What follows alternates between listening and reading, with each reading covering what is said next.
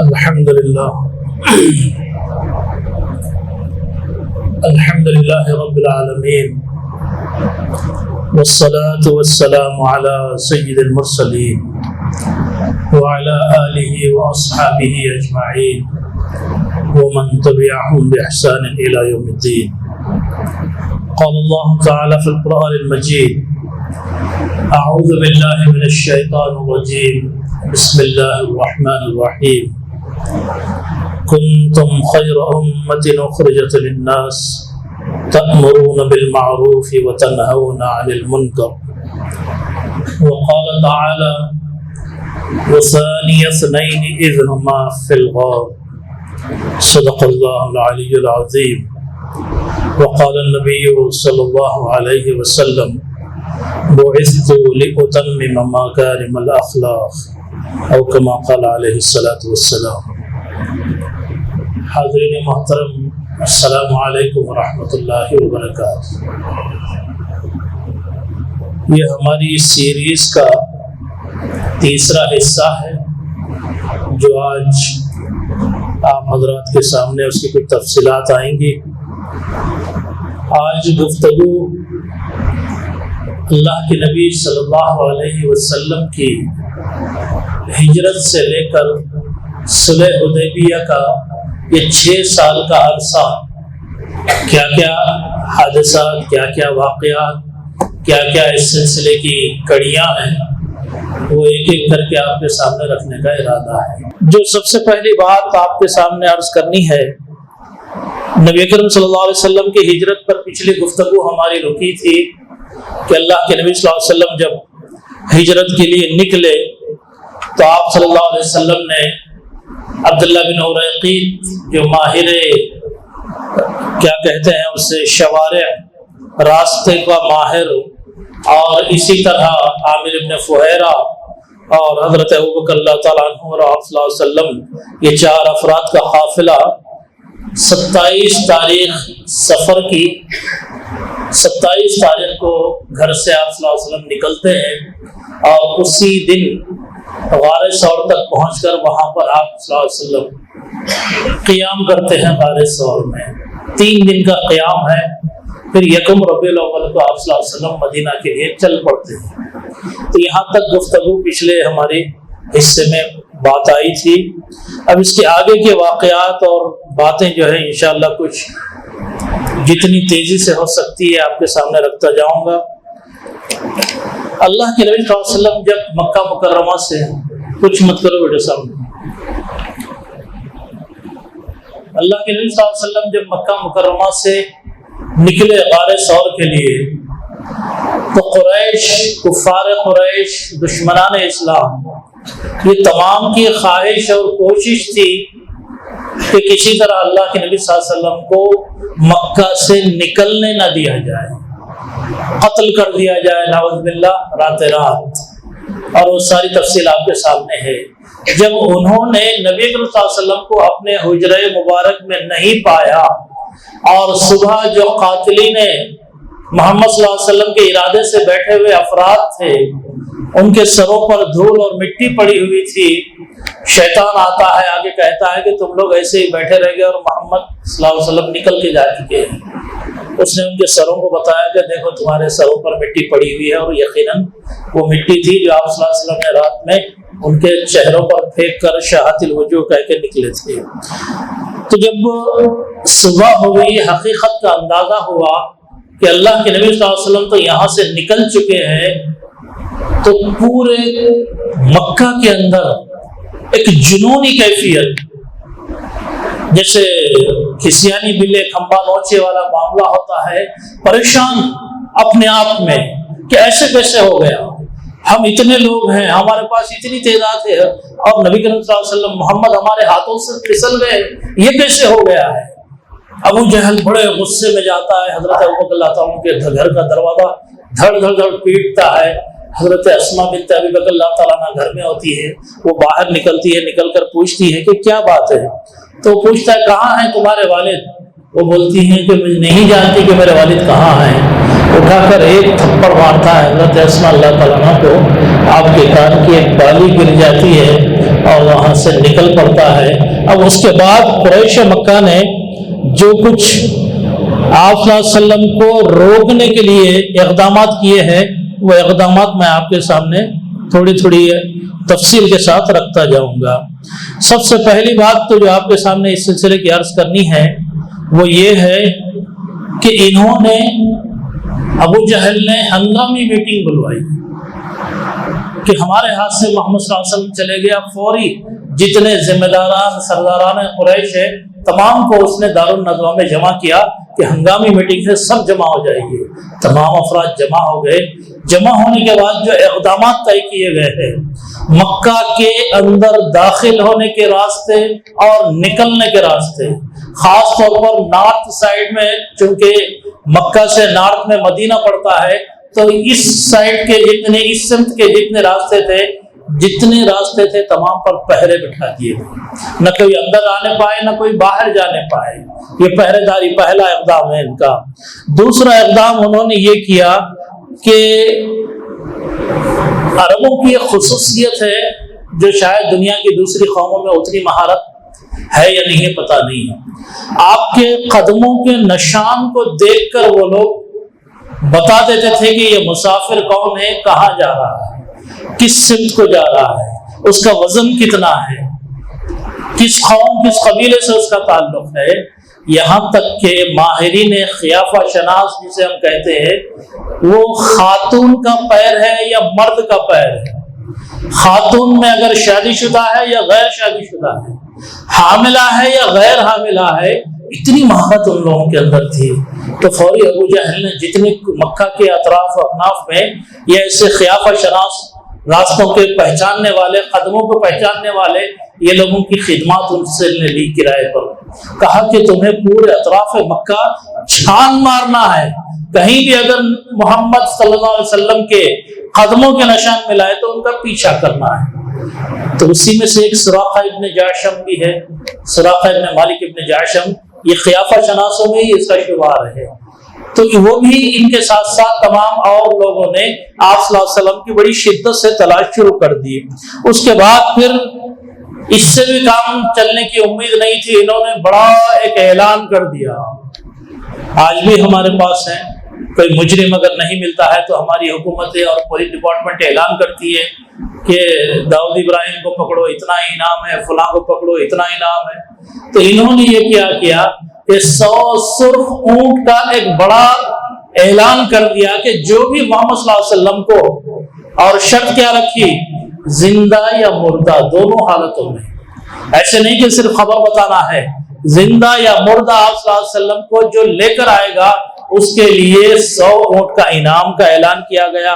اور پھر جو دوڑ شروع ہوئی تلاش کی، وہ واقعات آپ سب کے علم میں ہے کہ اللہ کے نبی صلی اللہ علیہ وسلم نے ان کے قدموں کی چاپ بھی سنی، ابوبکر اللہ تعالیٰ نے ان کے قدموں کے پنجوں کو تک دیکھ لیا، اور آپ صلی اللہ علیہ وسلم سے عرض کرنے لگے اللہ کے رسول یہ لوگ تو ہم تک پہنچ گئے۔ تو پھر وہ قرآن مجید کی آیتیں آپ کے سامنے یا ہونی چاہیے کہ وہ ثانی اثنین اذ ہما فی الغار، وہ دو میں کا دوسرا جب غار کے اندر چھپا ہوا تھا، کہہ رہا تھا کہ اے رسول اکرم صلی اللہ علیہ وسلم یہ دشمن ہمارے قریب آ گیا ہے، اب ہم کیا کریں گے؟ تو اللہ کے نبی صلی اللہ علیہ وسلم نے بڑے ہی ٹھنڈے مطمئن انداز میں پوچھا کہ ابوبکر تمہارا کیا خیال ہے، تمہارا کیا خیال ہے ان دونوں کے بارے میں جن کا تیسرا اللہ ہے، وہ دونوں کے بارے میں تمہارا کیا خیال ہے جن کے ساتھ تیسرا اللہ ہے؟ وہ اگر مطمئن ہو گئے کہ اگر اللہ تعالیٰ ہمارے ساتھ ہے تو یہ کچھ نہیں ہو سکتا۔ تو یہ 3 دن تک اللہ کے نبی صلی اللہ علیہ وسلم وہاں قیام فرمائے، اور وہاں سے پھر نکل کر مدینہ کی طرف چلے۔ مدینہ کی طرف جاتے ہوئے راستے میں سراقہ ابن جعشم اس کے علاقے سے مدینہ کا راستہ گزرتا تھا، تو وہاں پر اس نے آپ صلی اللہ علیہ وسلم کو پا لیا۔ وہ مشہور واقعات ہیں، یہاں اس کی تفصیل کی ضرورت نہیں ہے، آپ تمام اس سے واقف ہیں۔ وہ قریب پہنچتا ہے، اس کے گھوڑے کے پیر دھس جاتے ہیں، پھر نکلتا ہے، پھر قریب پہنچتا ہے، پھر 3 دفعہ اسی طرح ہوتا ہے۔ اس کے بعد اس کو اندازہ ہو گیا کہ یہ بہت ہی عظیم ہستی ہے۔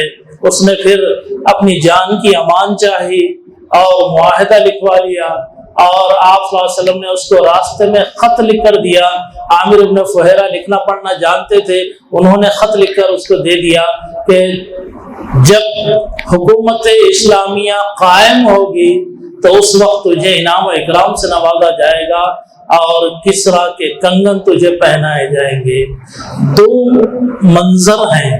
ایک منظر ہے بڑی مشکل سے مکہ سے نکل رہے ہیں, اور دوسرا منظر ہے خطوط لکھ کر دیے جا رہے ہیں کہ کسریٰ اس وقت کی سپر پاور, اس کے بادشاہ, اس کے کنگن تمہیں پہنائے جائیں گے. کہ کیا اپنے مشن پر یقین, اپنے مقصد پر یقین, اتنا یقین جو ہے تحریک میں اگر ہو تو وہ تحریک کامیاب ہوتی ہے. بہرحال آپ صلی اللہ علیہ وسلم نے 8 دن کا سفر کیا. وہ مشکل تمام واقعات آپ کے علم میں ہیں. جب مدینہ کے قریب پہنچے, اور مدینے والوں کا حال بھی آپ سن لیجئے, یہ باقاعدہ پوری منظم پلاننگ کے تحت یہ سفر ہوا. یہاں آپ صلی اللہ علیہ وسلم مکہ سے نکلے, وہاں پورے اہل مدینہ شہر کے باہر آ کر انتظار کرنے لگے. صبح سے شام تک بیٹھتے, شام ہو جاتی واپس چلے جاتے, پھر دوسرے دن ایسے ہی صبح سے شام تک بیٹھتے. اس طرح سے کئی ایام سے یہ آپ صلی اللہ علیہ وسلم کا انتظار مکہ میں بڑی شدت سے کیا جا رہا تھا. یہاں تک کہ جب آنے کا وقت ہو گیا تو اللہ کے نبی صلی اللہ علیہ وسلم جب قریب پہنچے مدینہ کے, تو ایک یہودی جو اپنے کھجور کے درخت پر چڑھا ہوا تھا, اس نے آپ صلی اللہ علیہ وسلم کو دیکھا اور ان کو اعلان کر دیا کہ دیکھو تمہارے وہ معزز مہمان جن کا تم انتظار کر رہے ہو وہ آ رہے ہیں. تمام اہل مدینہ آپ صلی اللہ علیہ وسلم کے استقبال کے لیے نکلے, اور پھر وہ تمام واقعات آپ کو معلوم ہے. طلع البدر علینا من ثنیات الوداع وجب الشکر علینا ما دعا للہ داعی. اس طرح کے استقبالیہ کلمات کہتے ہوئے آپ صلی اللہ علیہ وسلم کو اپنے گھیرے میں لے کر تمام صحابہ اور اس وقت کے جو وہاں کے اہل مدینہ تھے وہ لے کر چلے. اللہ کے نبی صلی اللہ علیہ وسلم مدینہ میں ڈائریکٹ داخل نہیں ہوئے, بلکہ مدینہ کے قریب قباء کا جو مقام ہے وہاں پر آپ صلی اللہ علیہ وسلم نے 4 دن قیام کیا. 4 دن میں آپ صلی اللہ علیہ وسلم نے وہاں مسجد تعمیر کروائی. مسجد قباء وہ اسلام کی پہلی مسجد ہے جو آپ صلی اللہ علیہ وسلم نے اس ہجرت کے سفر میں اس کو تعمیر کروائی. اور اس کے بعد اصل جو واقعات ہیں یہاں سے شروع ہوتے ہیں. چوتھے دن جب آپ اللہ کے نبی صلی اللہ علیہ وسلم یعنی سن 8 ربیع الاول سن 1 ہجری, وہاں سے آپ صلی اللہ علیہ وسلم مدینے کی طرف چلتے ہیں. مدینے کی طرف جانے کے بعد جو وہاں قیام ہوتا ہے آپ صلی اللہ علیہ وسلم کا, اونٹنی کو آپ صلی اللہ علیہ وسلم نے حکم دے دیا کہ یہ اللہ کی طرف سے انتظام ہے کہ یہ اونٹنی جہاں بیٹھ گئی وہی میرا قیام ہوگا. یہ بنو نجار کے پاس جا کر آپ صلی اللہ علیہ وسلم کی سواری وہاں پر رک جاتی ہے, اور یہ آیت بھی اسی وقت اتری ہے فَإِنَّ اللَّهَ هُوَ مَوْلَاهُ وَجِبْرِيلُ وَصَالِحُ الْمُؤْمِنِينَ وَالْمَلَائِكَةُ بَعْدَ ذَلِكَ ظَهِيرٌ.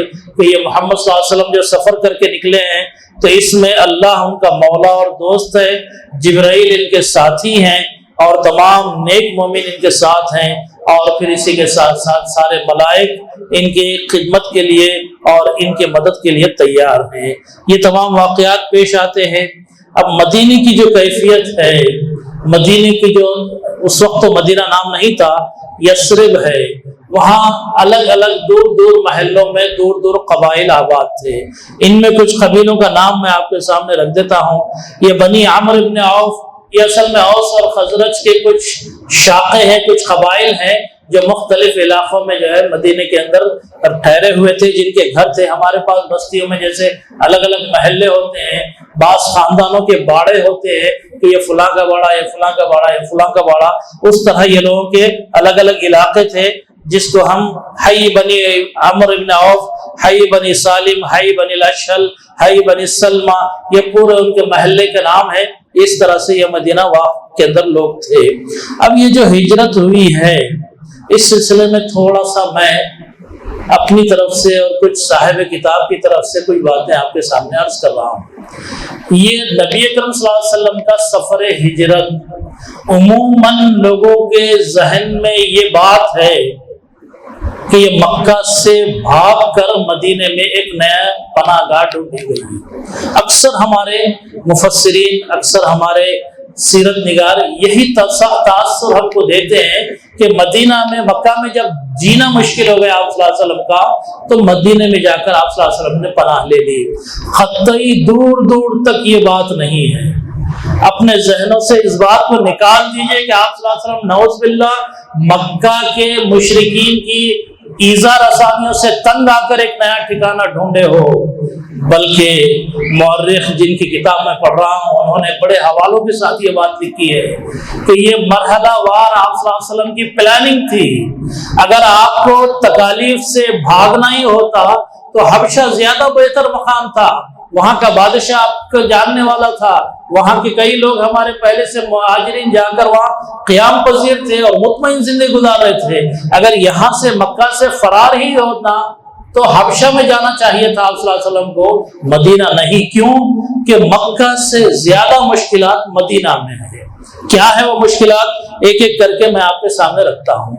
سب سے پہلی مشکل یہ ہے کہ بیعت عقبہ ثانیہ میں اوس و خزرج کے جو لوگوں نے اسلام قبول کیا ہے، یہ اوس اور خزرج کے درمیان 40 سالہ پرانی دشمنیاں چلی آ رہی تھی۔ یہاں حرب فجار مکہ میں تھا، وہاں حرب بواس کے نام سے 40 سالہ جنگ کی تاریخ ہے کہ یہ اوس اور خزرج آپس میں لڑتے رہتے تھے، اور اس میں گھی اور تیل ڈالنے کا کام یہود مدینہ کرتے رہتے تھے۔ ان کو لڑا کر یہ اپنا سکہ جماتے تھے، ان کو لڑا کر یہ اپنے ہتھیار فروخت کرتے تھے، ان کو لڑا کر یہ اپنے سود کے کاروبار کرتے تھے۔ یہ ان کی پوری یہود مدینہ کی معیشت اوس اور خزرج کی لڑائیوں سے متعلق تھی۔ تو یہ پہلی مشکل تھی آپ صلی اللہ علیہ وسلم کو۔ اور اس کے ساتھ ساتھ دوسری بڑی مشکل، یہاں مکہ میں جو لوگ تھے کفار قریش، کم از کم اتنا تھا کہ آپ ہی کے خون سے تھے، الگ خون نہیں تھا۔ قریشی میں کہ الگ الگ چاپیں تھی جو آپ صلی اللہ علیہ وسلم کی دشمن بن گئی تھی، لیکن مدینہ میں تو مکمل الگ قبائل ہے، کوئی دور دور تک قریب کے خونی رشتے نہیں ہے۔ جیسے یہاں نسبی رشتے ہیں، وہاں کچھ نہیں ہے نسبی رشتے، اور وہاں ایک ہی مذہب یعنی ابراہیم کے مذہب پر چلنے والے لوگ اپنے آپ کو کفار قریش کہتے تھے۔ یہاں پر یہودیوں کا الگ مذہب ہے، عیسائی کچھ دور تک کے دور دراز کے قبائل ہیں، اور اوس و خزرج مشرکین ہیں، اس میں منافقین بھی ہیں، اس میں مسلمان بھی ہیں۔ تو جتنی مشکلات مدینہ میں تھی اتنی مشکلات مکہ میں بھی نہیں تھی سوائے ایذا رسانی کے۔ یہ ایک ہے دلیل انہوں نے دی ہے۔ اور دوسری بات انہوں نے یہ کہی ہے کہ اتنی ساری مسلمانوں کی جماعت ایک نئی بستی میں جا کر قیام پذیر ہو رہی ہے، تو اس مسلم جماعت کے لیے مالیہ کہاں سے آئے گا، ان کے روزگار کا کیا انتظام ہوگا؟ تو یہ بہت بڑا مسئلہ ہے انسانی آبادیوں کے ساتھ کہ اگر روزگار کا انتظام نہ ہو تو وہ آبادیاں، وہ قومیں، وہ ملک تمام کے تمام ناکام ہو جاتے ہیں۔ اور اس کے ساتھ ساتھ مدینے کے اطراف جتنے بڑے بڑے قبائل تھے وہ پورے قبائل قریش مکہ کے حلیف تھے، ان کے جاننے والے تھے، ان کی عزت کرنے والے تھے۔ اس لیے جو یہ کہتا ہے کہ نبی صلی اللہ علیہ وسلم نے مدینہ ہجرت فرار کے طور پر یا پناہ کے طور پر کی ہے، وہ قطعی غلط خیال ہے، بلکہ اگلے مرحلے کے لیے آپ صلی اللہ علیہ وسلم نے ایک مرکز کا انتخاب کیا، اور اس مرکز کے ذریعے سے آپ صلی اللہ علیہ وسلم کے ذہن میں مکمل پلاننگ تھی کہ کس طرف مکہ ہے، کس طرف شام ہے، کس طرف فلسطین ہے، وہاں رہنے سے مکہ والوں کے ساتھ کیا سلوک کر سکتے ہیں ہم، دیگر دشمنوں کے ساتھ کیا سلوک کرتے ہیں، اور عالم عرب کے اندر اسلام کی دعوت کیسے پہنچا سکتے ہیں۔ یہ تمام پوری پلاننگ آپ صلی اللہ علیہ وسلم کے ذہن میں تھی۔ اس وجہ سے آپ صلی اللہ علیہ وسلم نے مدینہ کو اپنا مرکز منتخب کیا اور وہاں پر چلے گئے۔ اب یہ جو چیلنجز میں آپ کے سامنے بتا رہا ہوں، اس کا حل آپ صلی اللہ علیہ وسلم نے کیسے کیا؟ یہ مدینہ کے اندر بڑی تاریخی چیز ہے کہ آپ صلی اللہ علیہ وسلم نے جو مواخات کا کام کیا ہے وہ بھی قابل غور بات ہے۔ ایک سب سے پہلا کام آپ صلی اللہ علیہ وسلم نے مسجد نبوی کی تعمیر کروائی۔ مسجد نبوی تعمیر کرنے کے بعد اگر میرے اور آپ کے خیال کے مطابق یہ صرف فرار اور پناہ کا ہی معاملہ ہوتا اور مالی مدد کے لیے یہ مواخات بھائی چارہ جو کیا گیا ہے وہ اگر ہوتا تو پھر نبی صلی اللہ علیہ وسلم نے جو مواخات کرائی 4 قسم کے بھائی بھائی بنائے گئے تھے۔ ہمارے پاس ایک ہی ہے مہاجر انصاری نہیں، 4 قسم کی آپ صلی اللہ علیہ وسلم نے مواخات کی ہے۔ پہلی چیز مہاجر کو بھی بھائی بنایا آپ صلی اللہ علیہ وسلم نے، مہاجر اور مہاجر کو بھائی بنایا۔ انصاری اور انصاری کو بھی بھائی بنایا آپ نے، اور پھر ایک مہاجر موجود ہے، ایک مہاجر غائب ہے، اس کو بھی آپ نے بھائی بنایا، اور ایک مہاجر فقیر ہے اور ایک مہاجر دولت مند ہے، ان کو بھی آپ صلی اللہ علیہ وسلم نے بھائی بنایا۔ اگر صرف معاملہ مالی مسائل کا حل ہوتا تو ایک مہاجر غریب لیا جاتا اور دوسرا انصاری امیر لیا جاتا، دونوں کو بھائی چارہ قائم کیا جاتا تو ان کے بھائی چارے سے یہ مالی مسائل حل ہو جاتے تھے۔ لیکن عموماً ہمارے ذہنوں میں یہ تصور ہے کہ شاید مہاجرین نے مدینے والوں کی مال و دولت کے ذریعے سے اپنی معیشت کو کھڑا کیا، یہ بھی تصور بالکل غلط ہے۔ آپ صلی اللہ علیہ وسلم نے جب بھائی بھائی بنایا تو مہاجرین اور انصار دونوں کا یہ بھائیوں کے رشتے کا تقاضا تھا کہ جس کے پاس جو چیز ہے وہ آ کر پیش کرے۔ حضرت سعد ابن ربیع اور حضرت عبد الرحمن ابن عوف دونوں بھائی بھائی بنائے گئے۔ جو واقعہ مشہور ہے نا، اپنے گھر کو آدھا حصہ کیا، اپنی ایک اہلیہ کو طلاق دے دیا، یہ تمام واقعات انہی سعد ابن ربیع کے ہیں۔ انہوں نے حضرت عبد الرحمن ابن عوف کے سامنے آفر رکھا کہ اگر آپ چاہیں تو میں اپنے گھر کو تقسیم کر لوں، اگر آپ چاہیں تو میں ایک اپنی خاتون کو طلاق دے دوں، آپ اس سے نکاح کر لیں، میرے آدھے گھر میں قیام کریں۔ لیکن یہی عبد الرحمن ابن عوف ہے، انہوں نے دعا دی ان کو، حضرت سعد کو کہا کہ تمہیں اللہ تعالیٰ بہت برکت دے، تمہارے ارادے بہت اچھے ہیں، پیشکش بہت اچھی ہے، لیکن مجھے نہیں چاہیے، مجھے مارکیٹ کا راستہ بتائیے، بازار کا راستہ بتائیے، میں تجارت کے ذریعے سے اپنی معیشت کو سدھاروں گا۔ تو اس طرح سے عبد الرحمن ابن عوف نے وہاں سے تجارت کا آغاز کیا۔ جب ان کے انتقال ہوا اللہ کے نبی صلی اللہ علیہ وسلم کے بعد تو تمام افراد خاندان میں جو دولت تقسیم ہوئی وہ ہزاروں ریال کے اندر ان کی دولت تقسیم ہوئی ہے اپنی پوری اولاد کے اندر۔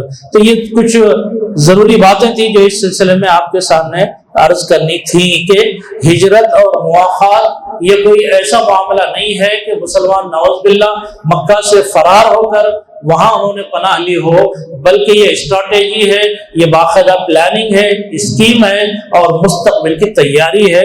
ہجرت کو اس طرح سے آپ دیکھیں۔ اب اس کے بعد آپ صلی اللہ علیہ وسلم نے مدینہ میں جو اور دوسرے کام کیے ہیں، مکہ کی مدینہ کے جتنے قبائل تھے اوس و خزرج، ان کو تو آپ نے بھائی بھائی بنا لیا، بھائی بھائی بنا کر ان کے اندر وحدت قائم کی، دشمنیاں ختم کی، دلوں کی دوریاں کو دور کیا، اور پھر قریب ہونے کے بعد اب جو اطراف مدینہ قبائل تھے، بنو قینقاع سب سے قریب قبیلہ تھا، اس کے بعد بنو نذیر دوسرا قبیلہ تھا، اس کے بعد بنو قریظہ تیسرا قبیلہ تھا۔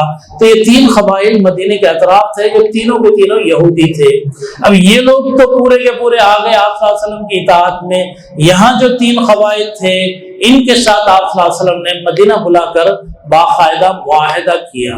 وہ پہلا معاہدہ ہے مدینے کا، اہل مدینہ، مہاجرین اور یہ یہودیوں کے درمیان کہ ہمارا اور تمہارا دشمن ایک ہوگا، ہر مسئلے میں ہم ساتھ ساتھ رہیں گے، مارکیٹ ہمارا آزاد رہے گا، پانی کا اختیار سب کو رہے گا، اس طرح کے جینے کے جتنے حقوق ہیں وہ تمام حقوق دیتے ہوئے آپ صلی اللہ علیہ وسلم نے یہ بھی اطمینان دلایا کہ تم اپنے دین پر باقی رہ سکتے ہو، تمہارے کو مجبور نہیں کیا جائے گا کہ اسلام قبول کیا جائے۔ لا اکراہ فی الدین کے جو الفاظ ہے اس معاہدے کے ذریعے سے اس کو بتایا گیا کہ دین میں زبردستی نہیں ہے، تم اپنے دین پر قائم رہ کر بھی ہمارے ساتھ رہ سکتے ہو۔ تمام حالات جو مدینہ بہ کر پہنچ کر آپ صلی اللہ علیہ وسلم نے یہ کام کیا ہے۔ اس کے بعد جو پہلی ہجری میں جو واقعات پیش آئے ہیں بہت ہی اختصار کے ساتھ مجھے پیش کرنا پڑے گا، تھوڑا سا اختصار کو برداشت کر لیں۔ آپ صلی اللہ علیہ وسلم نے جب مسجدیں قائم کر لی، اب معاملہ ہے اذان کا۔ نماز تو اللہ تعالیٰ نے ہمیں معراج میں تحفے میں دی ہے، اذان کہاں سے شروع ہوئی، کیسے اس کا آغاز ہوا؟ تو اللہ کے نبی صلی اللہ علیہ وسلم اپنے صحابہ سے مشورہ کر رہے تھے کہ لوگوں کو نماز کے لیے جمع کرنے کا کیا طریقہ ہو۔ اس سے پہلے جو صحابہ آتے تھے اللہ کے نبی صلی اللہ علیہ وسلم کے وقت کے نکلنے کا اندازہ کر کے کبھی آگے کبھی پیچھے مسجد نبوی کو چلے آتے تھے، لیکن دور دراز کے لوگوں کو تک جب آواز نہیں جاتی، ان کو پتہ نہیں چلتا، گھروں میں ہوتے ہیں، سورج کا اندازہ نہیں ہوتا، تو ایسی صورت میں بعض اوقات غفلت بھی ہونے کے امکانات تھے۔ اس لیے آپ صلی اللہ علیہ وسلم نے صحابہ سے مشورہ کیا کہ نماز کے لیے کیا سسٹم رکھا جائے کہ مسجد میں بلایا جائے۔ بعض لوگوں نے یہودیوں کی طرح بتایا کہ ان کے گرجا گھروں میں ان کے کیا کہتے ہیں صومعہ جس کو کہتے ہیں یہودیوں کی عبادت گاہوں کو، وہ بڑا ایک کیا کہتے ہیں فوجیوں کے پاس گھنٹہ ہوتا ہے بڑا، اس طرح کا گھنٹہ ہوتا ہے لکڑی یا لوہے کے ہتھوڑے سے، اس کو بجاتے ہیں، اس کی آواز سے وہ لوگ اپنے گرجا گھروں میں جمع ہوتے ہیں۔ اور بعض لوگوں نے مشورہ دیا کہ غیر مسلم برادریاں آج بھی ہمارے پاس شنک بجاتی ہیں، ناقوس کہتے ہیں اس کو، ناقوس بجایا جائے، اس کی آواز سے لوگوں تک پہنچا جائے۔ آپ صلی اللہ علیہ وسلم نے اس کو بھی پسند نہیں کیا، اس کو بھی نہیں پسند کیا۔ ڈنڈورا پیٹنے کا مشورہ آیا کہ نماز کے ٹائم پر سب گلی گلی جا کر ہم آواز کریں کہ الصلاۃ خیر من النوم، جس طرح آج ہماری گلیوں میں بعض اوقات کچھ لوگ آواز کرتے ہوئے نکلتے ہیں۔ آپ صلی اللہ علیہ وسلم نے اس کو بھی پسند نہیں کیا۔ صحابہ واپس اپنے گھروں کو چلے گئے۔ دو صحابی حضرت عبداللہ بن زید اور حضرت عمر رضی اللہ تعالیٰ، دوسرے دن فجر میں حضرت عبداللہ بن زید دوڑتے دوڑتے اللہ کے نبی صلی اللہ علیہ وسلم کے پاس گئے اور فرمایا کہ رات میں نے یہ خواب دیکھا، ایک فرشتہ مجھے یہ کلمات سکھا رہا تھا، یہ اذان کے پورے کلمات اللہ کے نبی صلی اللہ علیہ وسلم کو انہوں نے سنا دیا۔ یہ اذان حضرت بلال کو سکھائی گئی، حضرت بلال اذان دے ہی رہے تھے، حضرت عمر اللہ تعالیٰ اپنی چادر گھسیٹتے ہوئے دوڑتے ہوئے آئے کہ ارے ابھی تو میں نے یہی خواب دیکھا ہے، یہ کلمات مجھے بھی بتائے گئے ہیں۔ تو وہاں سے یہ اذان شروع ہوئی سن یکم ہجری سے۔ جب مسجد تعمیر ہو گئی، مسجد کے لیے نمازیوں کو بلانے کا موقع آیا تو یہ کام اس کے لیے کیا گیا ہے۔ اس کے بعد پھر اب تک یہ تھا کہ مکہ کی 13 سالہ زندگی میں کبھی کسی ظالم کا ہاتھ نہیں پکڑا گیا، کبھی کسی کے ظلم کا جواب نہیں دیا گیا۔ اب مکہ میں آپ صلی اللہ علیہ وسلم نے جب امت مسلمہ کی بنیاد رکھی اور تشکیل کر دی ایک نئی امت کی، تب یہاں سے معاملات بالکل بدل گئے ہیں۔ اب آپ صلی اللہ علیہ وسلم کے ذریعے سے پوری طرح اجازت دی گئی۔ یہ جہاد، لفظ جہاد، قتال، لڑائی کی اجازت، اس کی اجازت کے بھی 4 مرحلے ہیں، اپنے ذہن میں تازہ رکھیے۔ مکی زندگی میں لڑنے کی اجازت نہیں تھی۔ کفو ایدیکم، حکم دیا گیا کہ اپنے ہاتھوں کو روک کر رکھو، کتنا بھی ظلم ہو برداشت کرنا ہے تمہیں۔ لیکن جیسے ہی مدینہ آئے، اللہ کے نبی صلی اللہ علیہ وسلم کے اوپر آیت نازل ہوئی، اذن للذین یقاتلون فی سبیل اللہ بانہم ظلموا، کہ ایسے لوگ جن کے اوپر ظلم کیا گیا ان کے لیے اجازت دی گئی ہے کہ وہ اپنا دفاع کر سکتے ہیں، لڑائی کر سکتے ہیں۔ یہ دوسرا مرحلہ ہے۔ اس کے بعد تیسری اجازت ملتی ہے کہ آپ کو جہاد، لڑائی کرنا ہے، لیکن ان لوگوں کے ساتھ کرنا ہے جو آپ پر حملہ آور ہو۔ آپ جا کر کسی پر ڈائریکٹ حملہ نہیں کر سکتے۔ یہ مکہ کی، مدینہ کی ابتدائی کچھ سالوں میں یہ لڑائیاں ہوتی رہی کہ جیسے میدان بدر کے واقعات ہیں، وہ لوگ حملہ آور ہوئے تھے، تب جو ہے حملے کے دفاع کے طور پر، اپنے قوم کے دفاع کے طور پر، مدینہ کے دفاع کے طور پر ان سے لڑائی کی گئی۔ یہ تیسرا مرحلہ ہے۔ اس کے بعد چوتھا مرحلہ صلح حدیبیہ کے بعد یا پھر غزوہ احزاب کے بعد شروع ہوتا ہے۔ مطلق اعلان اللہ تعالیٰ کی طرف سے آیا ہے کہ اب دین اسلام کی راہ میں کوئی بھی اگر روڑے ڈالتا ہے اس کو آپ کو ہٹانا آپ کی ذمہ داری ہے۔ کھلی اجازت دے دی گئی۔ یہ 4 مرحلے ہیں اللہ کے نبی صلی اللہ علیہ وسلم کے جہاد کے اعلان کے۔ اور پھر اسی سال سن یکم ہجری میں اللہ کے نبی صلی اللہ علیہ وسلم کی حضرت عائشہ صدیقہ رضی اللہ تعالیٰ عنہ سے شادی ہوئی۔ بعض روایات میں حضرت عائشہ اللہ تعالیٰ کی عمر کے معاملے میں اختلاف ہے، لیکن صحیح یہی ہے کہ شادی کی عمر تھی تبھی اللہ کے نبی صلی اللہ علیہ وسلم نے ان سے شادی کی۔ مکہ میں آپ کی جو ہے نسبت ہوئی تھی اور پھر مدینہ پہنچنے کے بعد آپ کی شادی ہو گئی ہے۔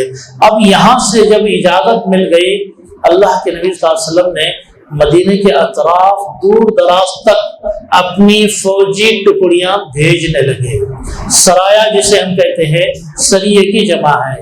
سریہ اور غزوہ دونوں میں تھوڑا سا فرق ہے۔ سریہ وہ فوجی ٹکڑی جس کو اللہ کے نبی صلی اللہ علیہ وسلم نے کسی مہم پر بھیجے، وہ سریہ ہے، اس میں اللہ کے نبی صلی اللہ علیہ وسلم شامل نہیں ہوتے ہیں۔ غزوہ وہ مہم ہے، فوجی مہم، جس میں اللہ کے نبی صلی اللہ علیہ وسلم بنفس نفیس موجود ہوتے ہو، آپ کی قیادت میں وہ کام ہوتا ہو، آپ خود اس کے سپہ سالار ہوتے ہیں۔ دونوں میں یہ فرق ہے۔ اور اس میں غزوہ اور سرایا کی ایک تعداد بھی نوٹ کر لیجئے۔ اکثر و بیشتر مفسرین دونوں کو ملا کر لکھتے ہیں کہ تقریباً 100 سے زیادہ غزوات اور سرایا ہیں۔ ان میں 28 یا 29, بعض روایات میں 27 غزوے ہیں، باقی کے 73 تمام کے تمام پورے سرایا ہے، یا اس سے زیادہ بھی اختلاف ہے، الگ الگ چیزوں کی باتیں میں آتی ہے بات۔ اب یہاں ایک بڑا شک آپ لوگوں کا یہ بھی دور کرنا ہے کہ یہ بڑی ہی غیر دانش مندی سے مسلمانوں پر، دین اسلام پر، اللہ کے نبی صلی اللہ علیہ وسلم پر یہ الزام تھوپا گیا کہ اسلام تلوار کی زور پہ پھیلا ہے، اور جہاد یہ جو ہے اسلام کے تلوار کے زور کے لیے دیا گیا ہے۔ اس سلسلے میں سید قطب شہید رحمۃ اللہ علیہ کے 2-3 پوائنٹ آپ کو بتاتے ہوئے جہاد کے بارے میں تھوڑی سی غلط فہمی دور کر دوں۔ سید قطب شہید رحمۃ اللہ علیہ لکھتے ہیں کہ جہاد کی جو فرضیت ہے یہ کوئی ظلم نہیں ہے، جہاد کی فرضیت اس لیے ہے کہ جو ایک امت قیامت تک اس امت کو باقی رہنا ہے، اور قیامت تک کی بقا کے لیے اس کی بنیاد مضبوط ہونا ضروری ہے، بغیر جہاد کے کوئی بھی امت مضبوط نہیں ہو سکتی، پہلا پوائنٹ۔ اور دوسرا پوائنٹ انہوں نے یہ بتایا ہے کہ ساری انسانیت کا یہ حق ہے کہ ان تک دین اسلام کی دعوت پہنچی ہے۔ اگر دین اسلام کی دعوت ان تک نہیں پہنچے تو اللہ تعالیٰ نے جو انسانیت کو پیدا کیا ہے وہ انسانوں کے اوپر ظلم ہوگا کہ اللہ کی دعوت ان تک نہ پہنچے، اور اگر کوئی امت جہاد نہیں کرتی ہے تو دوسری امتیں ان پر غلبہ پا لیں گی، اور یہ دین اسلام وہیں ختم ہو جائے گا، آگے انسانوں تک، قیامت تک جو انسانیت آنے والی ہے ان تک نہیں پہنچے گا۔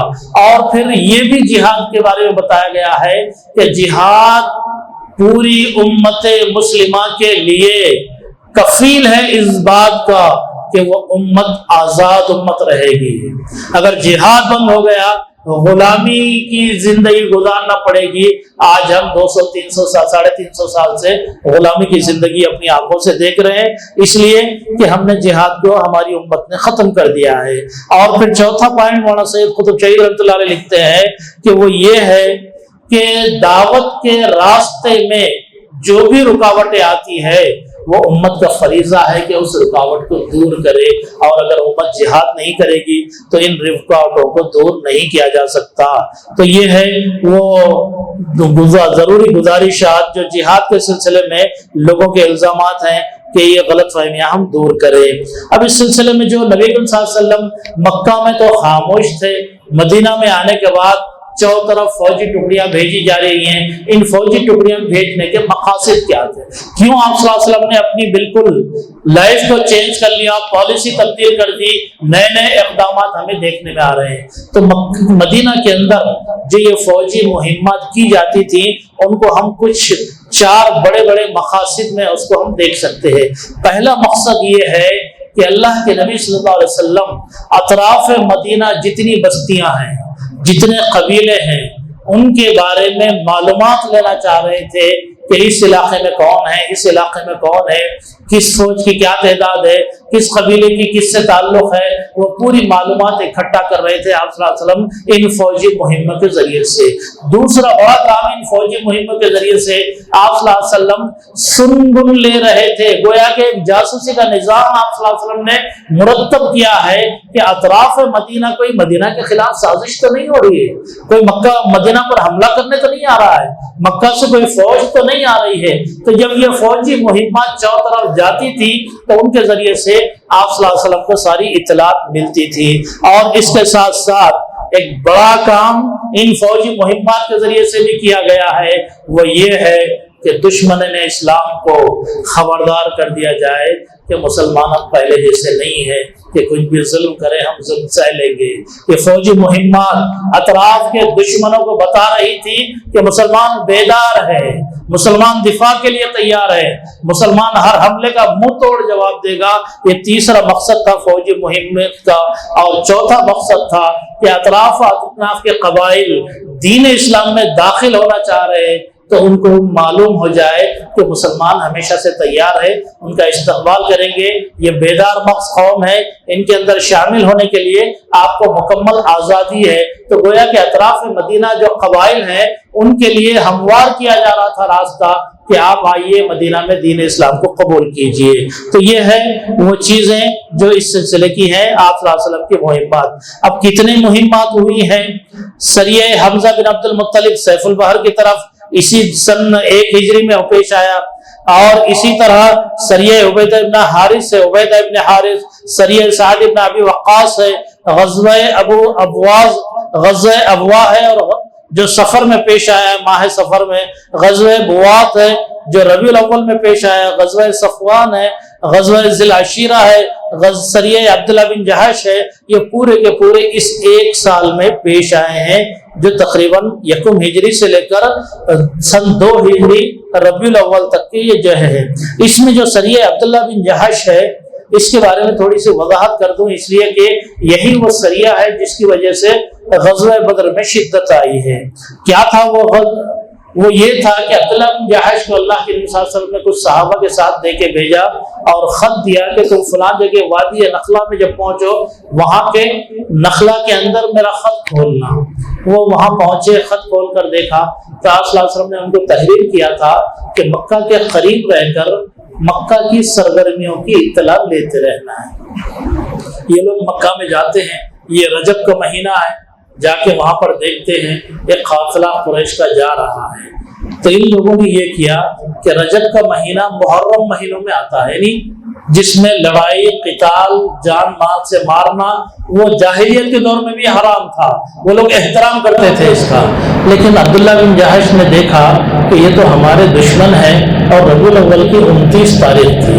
انہوں نے سوچا کہ آج تو مہینہ ختم ہو رہا ہے، کل سے جو ہے شعبان کا مہینہ شروع ہو جائے گا، یہ حرمت والے مہینوں میں نہیں ہے۔ انہوں نے حملہ کر دیا۔ حملہ کیسے کیا؟ دور سے نیزہ بازی ہوئی، تیرے چلائے گئے، تیر کے ذریعے سے ان کا ایک آدمی قتل ہوا اور 2 آدمیوں کو پکڑ کر لائے، اور ایک آدمی فرار ہو گیا۔ 4 آدمیوں کا قافلہ تھا وہ، اور مال تجارت لے کر جا رہا تھا۔ پورے بال و اسباب آپ صلی اللہ علیہ وسلم کے پاس لایا گیا۔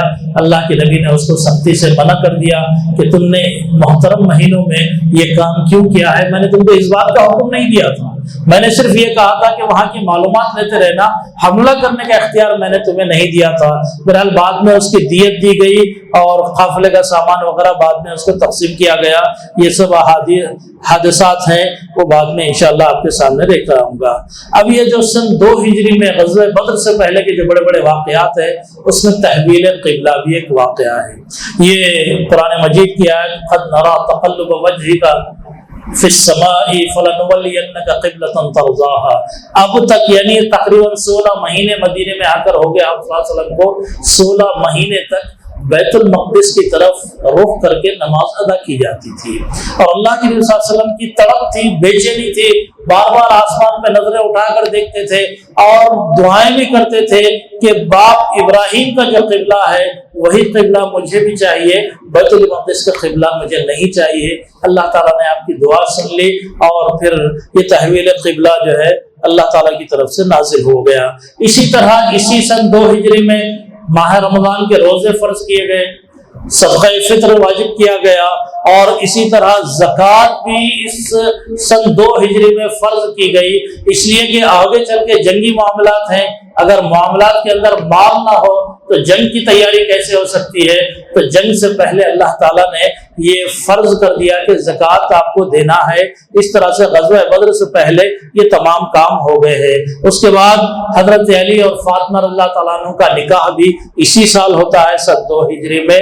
یہ وہ تمام چیزیں ہیں جو اس سن 2 ہجری میں غزوہ بدر سے پہلے پیش آئی۔ غزوہ بدر کے حالات آپ تمام اس سے واقف ہیں کہ غزوہ بدر نبی کریم صلی اللہ علیہ وسلم کو اطلاع ملی کہ قریش کا قافلہ ملک شام کی طرف جا رہا ہے، تو آپ صلی اللہ علیہ وسلم نے اپنے کچھ صحابہ کے ساتھ وہ غزوہ ذی العشیرہ اس کا نام ہے، ذی العشیرہ میدان بدر کے آس پاس کا کوئی علاقہ ہے، وہاں تک آپ صلی اللہ علیہ وسلم صحابیوں کے ساتھ جاتے ہیں، لیکن وہ قریش کا قافلہ واپس شام کی طرف چلا جاتا ہے۔ تو آپ صلی اللہ علیہ وسلم نے اسی وقت طے کر لیا تھا کہ یہ قریش کا قافلہ جب واپس آئے تو اس قافلے کو ہم کو روکنا ہے اور کفار مکہ کو ہم کو سبق سکھانا ہے۔ تو جیسے ہی آپ کو اطلاع ملی کہ قافلہ واپس آ رہا ہے، آپ صلی اللہ علیہ وسلم نے تمام صحابہ کو اچانک حکم دیا کہ چلنا ہے، اور تمام کے تمام صحابہ جو اس وقت موجود تھے وہ سب تیار ہو گئے، اور تیار ہو کر انہوں نے یہ اپنے فوج کو تیار کر کے نکل گئے، جس میں 313 کہیں 314 کہیں 317 الگ الگ روایتیں آتی ہیں۔ بہرحال اس میں 313 عموماً ہمارے پاس سیرت نگار لیتے ہیں۔ وہ قافلہ پہنچتا ہے بدر کی وادی کے قریب۔ بدر وہ مقام ہے جہاں سے مختلف تجارتی قافلے گزرتے تھے، وہ چوراہا ہے، وہاں پر پانی کثرت میں موجود ہے، جانوروں کو پانی پلانا، وہاں ٹہرنا، آرام کرنا، اس کے بعد وہاں سے جانا یہ معمول کی چیز تھی۔ تو آپ صلی اللہ علیہ وسلم نے اسی بدر کے مقام کو منتخب کیا اور وہاں پر آپ صلی اللہ علیہ وسلم چلے گئے۔ لیکن جب آپ کو اطلاع ملی کہ قافلہ جو ہے قریب سے نکل گیا ہے، ابو سفیان اس کے قائد تھے، جب تک انہوں نے اسلام قبول نہیں کیا تھا ان کی صدارت میں یہ قافلہ چل رہا تھا، انہوں نے بھی اپنے آپ کو ہمیشہ تیار رکھا کہ چونکہ مدینہ کے لوگ بدر سے بالکل قریب ہے اور کبھی بھی وہاں سے حملہ ہو سکتا ہے، تو ہمیشہ اپنے 2 آدمیوں کو پہلے بھیجا کرتے تھے۔ ان 2 آدمیوں نے آ کر اطلاع دی، پھر ابو سفیان خود گئے مکہ، بدر سے 2-3 کلومیٹر پہلے انہوں نے قافلے کو روک دیا، روک کر خود بدر کا جائزہ لیا۔ وہاں پر جب دیکھا کہ ہاں مدینے کے کچھ لوگ یہاں پر آئے ہیں، تو انہوں نے قافلے کو دوسرے دور کے راستے سے جو ساحل کے قریب ہوتا ہے وہاں سے لے کر مکہ کے لیے نکل گئے۔ لیکن اس سے پہلے انہوں نے اپنا ایک قاصد مکہ کو بھیج دیا جس کا نام زمزم بن عمرو غفاری ہے۔ وہ جاتا ہے مکہ، پہنچ کر اس نے لوگوں کے سامنے بڑے دردناک انداز میں اعلان کر دیا کہ تمہارا قافلہ لٹ گیا، لوگوں نے حملہ کر دیا، مسلمانوں نے، تجارتیں تمہاری لٹ گئی، اتنے لوگ مارے گئے۔ اس طرح کے کچھ باتیں بتا کر اس نے تمام کو جو ہے تیار کیا۔ ابو جہل کو، کفار قریش کو بڑا غصہ آیا کہ یہ مسلمان جو ہم سے یہاں سے بچ کے گئے ہیں، ان کی اب اتنی جرأت کہ ہمارے تجارتی اور اقتصادی راستوں پر وہ حملہ کر رہے ہیں، چنانچہ ان کو ختم ہی کر دیا جائے، پورا کام ہی تمام کر دیا جائے۔ اس کے لیے ابو جہل نے پورے مکہ کے اندر اعلان کروایا، 1000 سے زیادہ 1300 کا لشکر لے کر وہ لوگ نکلتے ہیں اور مکہ کی طرف آتے ہیں۔ ادھر سے ابو سفیان کا قافلہ نکل جاتا ہے، جحفہ کے قریب جب پہنچتے ہیں یہ لوگ، تو ابو سفیان نے دوسرا قاصد بھیجا کہ اب لڑائی کی ضرورت نہیں ہے، لڑائی کریں گے تو بہت سارے مسائل آئیں گے، آپ واپس چلے جائیے۔ لیکن ابو جہل کو اپنا غرور تھا، گھمنڈ تھا، اس نے کہا کہ ہم میدان بدر میں 3 دن قیام کریں گے، مسلمانوں کو شکست دیں گے، جیت کا جشن منائیں گے، ہمارے پاس گانے والیاں ہیں وہ گائیں گی، ہم ناچیں گے، خوشی منائیں گے، اونٹوں کو ذبح کریں گے، پورا عرب ہماری شان و شوکت کو دیکھے گا۔ یہ گھمنڈ کے اندر وہ میدان بدر آتا ہے اور پھر وہ پورے واقعات آپ تمام کے علم میں ہے کہ اللہ کے نبی صلی اللہ علیہ وسلم کے ساتھ جو صحابہ تھے وہ صحابہ مشورہ ہوتا ہے، آپ صلی اللہ علیہ وسلم نے بلا کر مشورہ کیا کہ قافلہ تو نکل گیا ہے اور پھر یہ اس طرح سے لشکر ہمارے سامنے ہے اور اس کا کیا کیا جائے۔ تو حضرت ابوبکر، حضرت عمر، حضرت مقداد بن مسود اور حضرت سعد بن عبادہ، یہ تمام بڑے بڑے جو صحابہ تھے اس وقت کے، سعد بن معاذ وغیرہ رضی اللہ عنہم، ان تمام نے آپ صلی اللہ علیہ وسلم کو لڑائی کا مشورہ دیا کہ ہم آپ کے ساتھ ہیں، آپ جس طرح چاہیں کوشش کریں، ہم بالکل آپ کی لڑائی میں آپ کے ساتھ ہیں۔ اس کے بعد لڑائی کا موقع آتا ہے۔ لڑائی سے پہلے رات میں اللہ تعالیٰ کی طرف سے بارش نازل ہوتی ہے۔ میدان بدر میں حضرت حباب بن منذر ان کو مشورہ اللہ کے نبی صلی اللہ علیہ وسلم کو دیتے ہیں کہ آپ جس سمت میں ٹھہرے ہیں یہ ڈھلان کا علاقہ ہے، یہاں ریت دھستی ہے، آپ اوپر کا علاقہ لے لیجئے اور وہاں سے پانی بھی قریب ہے، پانی کے کنووں پر آپ کا قبضہ رہے گا۔ یہ مشورے کو آپ صلی اللہ علیہ وسلم نے قبول کیا اور اوپری حصے پر آپ صلی اللہ علیہ وسلم آئے اور نچلے حصے پر دلدلی علاقے میں یہ ابو جہل کی فوج کو جگہ ملی اور اللہ کا کرنا رات میں بارش ہوئی۔ بارش کی وجہ سے اوپر کی جو زمین تھی ریتیلی وہ پانی پڑنے سے سیمنٹ کی طرح سخت ہو گئی اور ادھر کی جو زمین تھی پانی یہاں آ کر جمنے کی وجہ سے دلدلی زمین ہو گئی اور لوگوں کے پیر دھنسنے لگے۔ اس طرح سے جب لڑائی شروع ہوئی، عتبہ، ربیعہ، شیبہ ان کی طرف سے پہلے یہ لوگ آتے ہیں۔ اللہ کے نبی صلی اللہ علیہ وسلم نے حکم دیا کہ حمزہ نکلو، عبیدہ نکلو، علی نکلو۔ ادھر سے آپ صلی اللہ علیہ وسلم کے خاندان سے یہ 3، ادھر سے ولید کے خاندان سے 3، تو یہ تینوں میں لڑائیاں ہوتی ہیں۔ تینوں نے اپنے اپنے دشمن کو قتل کر دیا۔ وہاں سے پھر عام حملہ شروع ہوتا ہے۔ چند گھنٹوں کے اندر پوری کایا پلٹ ہو جاتی ہے۔ یہاں 313، حال یہ ہے کہ صرف 70 آپ کے پاس اونٹ 2 گھوڑے اور باقی کے تمام جتنے صحابی ہیں، کسی کے پاس لاٹھی ہے، کسی کے پاس چھڑی ہے، کسی کے پاس چھوٹا خنجر ہے، کسی کے پاس ٹوٹی تلوار ہے، کسی کے پاس پکڑنے کے لیے دستہ نہیں ہے، ایسی قسم اسی کے عالم میں یہ اسلامی لشکر اور ادھر یہ پورے کر و فر سے پوری شاہی سے انداز میں یہ فوج آتی ہے، لیکن اللہ تعالیٰ کی مرضی شکست ہوتی ہے اور تمام کے تمام 70 لوگ مارے جاتے ہیں اور 70 قید کیے جاتے ہیں۔ اس طرح سے فتح اللہ کے نبی صلی اللہ علیہ وسلم نے اللہ حاصل کی اور اللہ تعالیٰ کی مدد حاصل ہوئی۔ پھر وہ آپ کو واقعات بھی معلوم ہے، اللہ کے نبی صلی اللہ علیہ وسلم نے بڑی شدت سے اللہ تعالیٰ سے دعا کی اور دعا کے ذریعے سے یہ تمام کام اللہ تعالیٰ نے پورے کیے ہیں۔ یہ سن 2 ہجری کے بڑے بڑے یہ وہ واقعات ہیں۔ اس کے بعد آتے ہیں آگے کے مسائل پر۔ غزوہ بنو قینقاع ایک بڑا معاملہ ہے۔ یہ بنو قینقاع یہودیوں کا سب سے مالدار قبیلہ اور سب سے بہادر لوگ، مدینے کے بالکل قریب رہا کرتے تھے، لیکن ان کی شرارتیں ختم نہیں ہو رہی تھی۔ یہ مسلمانوں کا مارکیٹ پورا وہی تھا بنو قینقاع میں۔ جب بھی جاتے یہ لوگ بھگتے گشتے، تانے دیتے، شرارتیں کرتے، استہزاء کرتے۔ جس طرح آج ہم لنچنگ کے واقعات دیکھتے ہیں، اس طرح کے لنچنگ کے واقعات وہاں پیش آ رہے تھے۔ اللہ کے نبی صلی اللہ علیہ وسلم خود بنفس نفیس کچھ صحابہ کو لے کر، ان کے ذمہ داروں کو بلا کر بنو قینقاع میں بیٹھ کر ان کو سمجھاتے ہیں کہ یہ تم لوگوں کا رویہ ہمارے معاہدے کے خلاف ہے۔ جو مدینہ والوں کے ساتھ معاہدہ ہوا تھا، وہ معاہدے کے خلاف تمہارا یہ معاہدہ ہے، تم لوگ کام کر رہے ہو، اگر تم لوگ خاموش نہیں ہوں گے تو پھر کچھ نہ کچھ ہمیں کرنا پڑے گا۔ یہ بات چیت ہو جاتی ہے، آپ صلی اللہ علیہ وسلم واپس چلے جاتے ہیں۔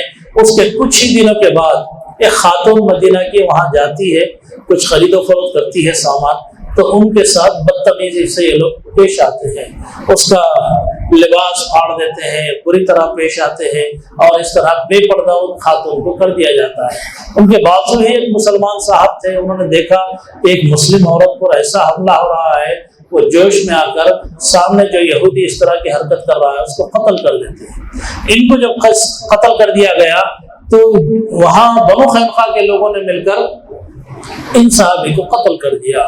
اب یہ ایک بڑا حادثہ ہے، اس طرح کے واقعات پیش آئیں گے تو مدینہ کے امن ختم ہو جائے گا۔ اللہ کے نبی صلی اللہ علیہ وسلم کو اطلاع ملتی ہے، اللہ کے نبی صلی اللہ علیہ وسلم اپنے صحابہ کو لے کر بنو قینقاع کا گھیراؤ کر لیتے ہیں اور سزا کا اعلان کر لیتے ہیں کہ تم اپنے مال و دولت، اسباب، گھر بار سب چھوڑ کر یہاں سے تمہیں جانا ہے۔ یہ 10 دن تک محاصرہ ہوتا ہے بنو قینقاع کا، یا 15 دن تک۔ وہاں عبداللہ ابن ابی جو منافق تھا مدینہ کا، اس نے ان کو اطمینان دلایا تھا کہ ہم تمہارے ساتھ ہیں، کفار قریش مکہ سے تمہاری مدد کے لیے آئیں گے، تم بالکل نہیں ڈرنا محمد سے۔ اس طرح اس نے جھوٹی تسلی دی، لیکن 10 سے 15 دن کے اندر نہ کوئی مدد آئی، نہ عبداللہ بن ابی خود ان سے لڑنے کے لیے گیا۔ ہوا یہ کہ اللہ کے نبی صلی اللہ علیہ وسلم کے پاس اس نے جا کر عاجزی کی کہ اللہ کے رسول ان کو جانے دیجئے، ان کو چھوڑ دیجئے۔ تو یہ مال و اسباب کے ساتھ یہ لوگ وہاں سے نکل گئے، کچھ ملک شام کی طرف گئے، کچھ خیبر کی طرف گئے، الگ الگ علاقوں میں یہ لوگ پھیل گئے۔ یہ بھی حادثہ اسی وقت پیش آیا۔ اور پھر غزوہ بنی سویق، غزوۃ السویق ہے، یعنی ستو والا غزوہ۔ اس میں ابو سفیان رضی اللہ تعالیٰ عنہ جو اسلام نہیں لائے تھے، ایک 200 آدمیوں کو لے کر مدینہ کے اطراف آتے ہیں۔ آ کر انہوں نے بڑے حملے کیے اور کھجور کے باغات کو توڑ دیا، جلا دیا، اور 2 انصاری صحابہ کو قتل کر دیا۔ تو آپ صلی اللہ علیہ وسلم کو اطلاع ملی کہ آپ صلی اللہ علیہ وسلم نے ان کا تعاقب کیا، لیکن وہ فرار ہو کر چلے گئے اور بہت سارا ستو چھوڑ کر چلے گئے۔ تو اس وجہ سے اس کا نام غزوۃ السویق پڑا۔ اب آتے ہیں تیسرے سال ہجرت کے، اور یہ بھی بڑے اہم واقعات ہیں، لیکن وقت کی قلت کے ساتھ ساتھ آپ کے سامنے بات رکھ دیتا ہوں۔ تیسرے سال میں جو بڑے واقعات پیش آئے، کعب بن اشرف ایک بڑا دشمن اسلام شاعر تھا۔ یہ اللہ کے نبی صلی اللہ علیہ وسلم کی شان میں، صحابیات کی شان میں، امہات المومنین کی شان میں گندی شاعری کیا کرتا تھا اور ہجو کیا کرتا تھا، ذلیل کیا اشعار بنایا کرتا تھا۔ اللہ کے نبی صلی اللہ علیہ وسلم نے حکم دیا کہ کوئی ہے جو مجھے کعب بن اشرف کی اذیت سے بچائے۔ تو 5 صحابہ کی ٹکڑیاں تیار ہوئیں اور کعب بن اشرف کے قلعے میں گئیں اور جا کر اس کو قلعے سے کسی سازش کے تحت یا تدبیر کے تحت باہر بلایا اور اس کا قتل کر دیا۔ یہ ہجرت کے تیسرے سال پیش آیا۔ اس کے بعد معاملات پیش آتے ہیں غزوہ احد کے۔ غزوہ احد آپ تمام جانتے ہیں کہ اسلام کی دوسری بڑی جنگ ہے جو 3 ہجری شوال میں پیش آئی۔ یہاں پر غزوہ بدر کی شکست کا بدلہ لینے کے لیے ابو سفیان کی قیادت میں 1300 سے زیادہ کا لشکر یہ آیا ہے، 3000 کا لشکر یہ آیا ہے، اور یہ آ کر اس نے احد پہاڑ کے پاس پڑاؤ ڈال لیا۔ اور اللہ کے نبی صلی اللہ علیہ وسلم نے صحابہ سے مشورہ کیا۔ اللہ کے نبی صلی اللہ علیہ وسلم کا ارادہ یہ تھا کہ مدینے کے اندر ہی رہ کر لڑا جائے، لیکن صحابہ نے مشورہ دیا کہ نہیں، ہم مدینے سے باہر جا کر لڑیں گے۔ اللہ کے نبی صلی اللہ علیہ وسلم نے صحابہ کی بات کو سنا۔ یہ اجتماعیت کا ایک بہترین مظاہرہ تھا کہ آپ صلی اللہ علیہ وسلم چاہتے تو حکم دے کر روک سکتے تھے، لیکن صحابہ کے مشورے کو قبول کر کے آپ احد کی پہاڑی کے قریب چلے گئے اور وہیں پر یہ بڑی لڑائی ہوئی۔ احد کا معاملہ آپ تمام جانتے ہیں، عموماً سیرت کی کتابوں میں لکھا ہے کہ مسلمانوں کو شکست ہوئی، بلکہ ایک دوسرے انداز سے قسطلانی ایک عربی کے بڑے مصنف ہیں، المواہب اللدنیہ بہت بڑی کتاب ہے سیرت کی، اور اس کی تشریح الزرقانی نے کی ہے۔ انہوں نے لکھا ہے کہ غزوہ احد میں جو حالات پیش آئے، مسلمانوں کی جو شکست ہے، اس کے اندر بھی ایک بڑا جیت کا پہلو ہے۔ وہ کیا ہے میں آپ کے سامنے رکھتا ہوں۔ اللہ کے نبی صلی اللہ علیہ وسلم نے جب صحابہ کو لے کر نکلے، میدان احد کے قریب پہنچے، آپ صلی اللہ علیہ وسلم نے اپنی فوج کو 2 حصوں میں تقسیم کیا۔ ایک جبل احد تھا پیچھے، اور اسی جبل احد کے بائیں طرف اس طرف مسلمانوں کے جبل رمات تھا، جس کو رمات کا نام مسلمانوں کے اس جنگ کے بعد دیا گیا، اس سے پہلے کچھ دوسرا نام تھا۔ وہاں پر 50 صحابہ کو آپ نے مقرر کیا۔ آپ صلی اللہ علیہ وسلم نے دیکھا کہ سامنے جو کفار قریش کی فوج ہے، ان کے اطراف جو ہے، ایک طرف احد کا پہاڑ ہے، اس کو عبور کر کے نہیں آ سکتے، دوسری طرف یعنی کفار قریش کے داہنی جانب کچھ ایسا راستہ ہے، اگر خالد بن ولید کو آپ صلی اللہ علیہ وسلم نے دیکھ لیا کہ یہ انتہائی چالاک کمانڈر ہے، یہ اگر اس طرح سے گھوم کے آ کر ہمارے پیچھے سے حملہ کریں گے تو ہماری ہار یقینی ہے۔ آپ صلی اللہ علیہ وسلم نے 50 صحابہ کو بلا کر حکم دیا کہ چاہے ہمارے سروں کو گدھ نوچ لے، پرندے اچک لیں، تمہیں اپنی جگہ چھوڑنا نہیں، ہم جیتے یہاں رہے، تم اپنی جگہ پہ رہنا ہے، جگہ نہیں چھوڑنی ہے۔ یہ تاکید کر کے 50 صحابہ کو آپ نے وہاں پر بھیج دیا۔ جنگ کا جو پہلا مرحلہ ہے، مسلمان 1 گھنٹے کے اندر بڑی آسانی سے ان پر غالب آ گئے اور ان کی فوج بھاگنے لگی، یہاں تک کہ مسلمانوں نے مال و اسباب کو غنیمت کے طور پر جمع کرنا شروع کر دیا۔ خالد بن ولید جو اس وقت تک رضی اللہ عنہ اسلام قبول نہیں کیے تھے، انہوں نے دیکھا کہ یہ پہاڑی پر کچھ ہی افراد ہے، اور شروع سے طاقت ہے حضرت خالد کہ ذرا سا موقع ملے میں پیچھے سے آ کر حملہ کروں، اور تیر انداز برابر تیر برسا کر ان کو روک رہے تھے۔ لیکن جب فتح ہو گئی، مسلمان مال غنیمت لوٹنے لگے، تو ان لوگوں نے جو اس وقت عبداللہ بن ربیع کی قیادت میں یہ جو 50 صحابہ کی ٹکڑی تھی، انہوں نے بولا کہ اب ہمیں ضرورت نہیں ہے، یہاں پر شکست ہو گئی ہے دشمن کو، فوج جو ہے پوری بھاگ رہی ہے، لوگ مال غنیمت تک جمع کر رہے ہیں، ہمیں بھی چاہیے کہ ہم مال غنیمت جمع کرنے میں ان لوگوں کی مدد کریں۔ 50 میں سے اکثر و بیشتر 40 سے 45 کی تعداد ہے میدان احد میں چلی جاتی ہے اور وہ ٹکڑی کو کھلا چھوڑ دیتی ہے۔ اللہ کے نبی صلی اللہ علیہ وسلم نے یہ حالت دیکھی، بہت برا ہوا ہے۔ پھر عبداللہ بن ربیع جو اس کے ذمہ دار تھے، وہ اپنی جگہ پر ٹھہرے رہے۔ خالد بن ولید نے دیکھا کہ یہ تمام ہٹ گئے ہیں، پیچھے سے آ کر انہوں نے حملہ کیا۔ اب جو فوج بھاگ رہی تھی، ان کو خالد بن ولید نے بلایا کہ ارے کہاں بھاگ رہے ہو، مسلمان ہمارے حصار میں آ گئے ہیں، ادھر سے تم حملہ کرو، ادھر سے ہم حملہ کرتے ہیں۔ اب دونوں طرف سے جب دوبارہ حملہ شروع ہوا، اللہ کے نبی صلی اللہ علیہ وسلم کو پیچھے میدان احد میں جانا پڑا۔ آپ صلی اللہ علیہ وسلم کی پیشانی مبارک شہید ہوئی، آپ کے کیا کہتے ہیں کہ دندان مبارک شہید ہوئے، اور پیشانی آپ صلی اللہ علیہ وسلم کی اس طرح سے جو خود ہوتی ہے لوہے کی، وہ آپ کی پیشانی میں دھس گئی۔ اس طرح کے کئی زخم آپ کو آئے اور آپ صلی اللہ علیہ وسلم کچھ دیر کے لیے گر گئے، بے ہوش ہو گئے۔ لوگوں نے یہ مشہور کر دیا کہ نعوذ باللہ، اللہ کے نبی صلی اللہ علیہ وسلم شہید ہو گئے ہیں، اب ہمیں لڑ کر کیا فائدہ۔ مسلمانوں کا گراف نیچے گر گیا، جذبہ سرد پڑ گیا، اور سب دل ڈھار بیٹھے کہ ہمارے نبی نہیں ہے تو ہمیں لڑ کر کیا کرنا ہے۔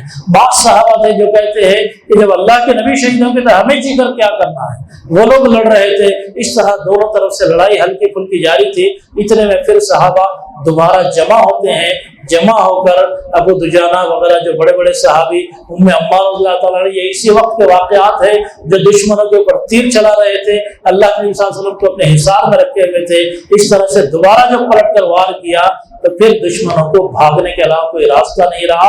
اگر مسلمانوں کو شکست ہوتی تو کم از کم کوئی ایک صحابی قیدی بنتا، ایک بھی قید نہیں ہوئے ہیں، اور مال غنیمت لوٹ کر لے جاتے والا کوئی کسی نے مال غنیمت نہیں لوٹا، بلکہ مسلمانوں نے پورے مال کو جمع کیا، اور جیتنے والی فوج اس میدان میں ٹھہرتی ہے، ٹھہر کر جو ہے لوگوں کا انتظار کرتی ہے، جشن مناتی ہے۔ یہ لوگ پیٹ پھیر کر بھاگے، مسلمان وہاں پر قیام کیے دوسرے دن تک، بلکہ دوسرے دن آپ صلی اللہ علیہ وسلم نے پھر ان کا تعاقب کیا کہ پتہ نہیں ابو سفیان کا کوئی بھروسہ نہیں، پھر دوبارہ فوج لے کر آ جائے اور مسلمانوں پر حملہ کرے۔ اس طرح سے مسلمانوں نے 3 مرحلے پر یہ جنگ کی اور مسلمانوں کی جیت ہوئی۔ جیت اس حیثیت سے کہ فتح ہی ہمیشہ جیت نہیں ہوتی، پریشانیوں کا مقابلہ کرنا، مصیبت میں ثابت قدم رہنا، دشمنوں کے سامنے ڈٹ کر جینا، یہ بھی ایک بڑی فتح ہے جو اس جنگ میں اللہ تعالیٰ نے تربیت دی ہے۔ یہ چیزیں تھیں سن 3 ہجری کے بڑے بڑے واقعات میں سے جس کا ذکر کرنا ضروری ہے۔ اب چوتھا سال آتا ہے آتے آتے، اب چوتھے سال میں بڑے تکلیف دہ معاملات ہیں، بہت سارے ایسے۔ چوتھا اور 5واں سال بڑے ہی فتنوں والا سال ہے۔ ہوا یہ ہے چوتھے سال میں ایک حادثہ رجی نام کا ایک بڑا مسلمانوں کے ساتھ دھوکہ ہوا۔ بیر معونہ کا ایک حادثہ ہے، اس میں بھی مسلمانوں کے ساتھ بڑا دھوکہ ہوا، اور پھر اس کے بعد ایک بڑا فتنہ پیدا ہوتا ہے، اس کا بھی میں ذکر کروں گا انشاءاللہ اگر وقت رہا تو۔ حادثہ رجی کیا ہے؟ یہ اوزل اور قارا، یہ 2 بڑے قبیلے ہیں۔ ان قبیلوں والوں نے آ کر اللہ کے نبی صلی اللہ علیہ وسلم سے عرض کیا، اے اللہ کے رسول، ہمارے سامنے بہت سارے لوگ اسلام قبول کر رہے ہیں، ان کو اسلام بتانے والا کوئی نہیں ہے، آپ کچھ اسلام جاننے والوں کو ہمارے پاس بھیجیے، ہم ان کے ذریعے سے اسلام کو سیکھیں گے۔ اللہ کے نبی صلی اللہ علیہ وسلم نے 10 ایسے لوگوں کو جو اسلام اچھی طرح سمجھ چکے تھے، قرآن پڑھنا جانتے تھے، ان کو ان کے ساتھ بھیج دیا۔ یہ مقام رجی پر پہنچتے پہنچتے انہوں نے اپنے قبیلے والوں کو بلا لیا، بلا کر ان 10 آدمیوں کا گھیراؤ کر لیا۔ 10 آدمیوں میں سے کچھ آدمیوں نے لڑ کر اپنی جان دے دی اور کچھ قید ہو گئے۔ اس میں سے جو قید ہوئے ہیں خبیب ابن عدی اور زید ابن حارثہ، یہ سن 4 ہجری سفر کے واقعات ہیں۔ یہ بعد میں قید کر کے مکہ کے بازار میں بیچ دیے گئے۔ مکہ کے جو لوگ جنگ بدر میں مارے گئے تھے، ان کے انتقام کے لیے ان کو قید کر کے ان سے انتقام لیا گیا۔ وہ مشہور واقعہ آپ نے سنا ہوگا کہ لوگوں نے پوچھا، دشمنوں نے حضرت خبیب سے کہ کیا تم چاہتے ہو کہ محمد صلی اللہ علیہ وسلم کو تمہاری جگہ قتل کر دیا جائے اور تمہیں چھوڑ دیا جائے؟ وہ تاریخی جواب ان کا کہ نعوذ باللہ، اگر محمد صلی اللہ علیہ وسلم کے پیر میں کانٹا بھی چبھے اس کے بدلے میں اگر تم مجھے چھوڑنا چاہو تو مجھے یہ بھی منظور نہیں ہے۔ پھر آپ نے 2 رکعت نماز پڑھی، اس کے بعد آپ سولی پر لٹکا دیے گئے۔ یہ حادثہ رجیہ ہے۔ اسی طرح بیر معونہ، یہ منذر ابن عمرو نجد کے علاقے کا ایک فرد ہے، اس نے آ کر اللہ کے نبی صلی اللہ علیہ وسلم کو کہا کہ اللہ کے نبی صلی اللہ علیہ وسلم، ہمارے ساتھ کچھ قاری اور مقرر لوگوں کو بھیجیے جو ہم کو دین سکھائیں۔ اللہ کے نبی صلی اللہ علیہ وسلم نے 70 سے زیادہ صحابہ کو اسی سفر سن 4 ایک ہی مہینے کے، یہ 2 بڑے حادثات ہیں۔ بنو سلیم کے یہ واقعات ہیں۔ بنو سلیم کے قبیلے والوں نے ان کو لے گیا اور لے جا کر ان کے جو دوسرے قبیلے تھے، یہ بنو علی ہے، زکوان ہے اور اس طرح کے کچھ قبائل ہیں، ان تمام کو لے کر انہوں نے یہ 70 آدمیوں کو گھیر لیا اور 70 کے 70 لڑ کر شہید ہو گئے۔ صرف ایک فرد اس میں زندہ بچے اور وہ مدینہ پہنچ کر انہوں نے سارے واقعات آپ صلی اللہ علیہ وسلم کو بتا دیے۔ تو یہ قنوت نازلہ جو ہم فجر میں کبھی کبھی پڑھتے ہیں، اللہ کے نبی صلی اللہ علیہ وسلم نے 1 مہینے تک ان قبائل پر قنوت نازلہ پڑھ کر ان کے اوپر بددعا بھیجی کہ اس طرح سے دھوکہ انہوں نے کیا ہے، ان دھوکے والوں کو ہم اسی طرح جو ہے اللہ تعالیٰ کی طرف سے لعنت بھیجنا چاہیے۔ یہ سن 4 ہجری سفر کے بعد کے واقعات ہے۔ اس کے بعد غزوہ بنو نذیر پیش آتا ہے۔ یہ بنو نذیر کیا ہے؟ غزوہ بنو نذیر یہ بنو قینقاع کے بعد کا دوسرا بڑا قبیلہ ہے۔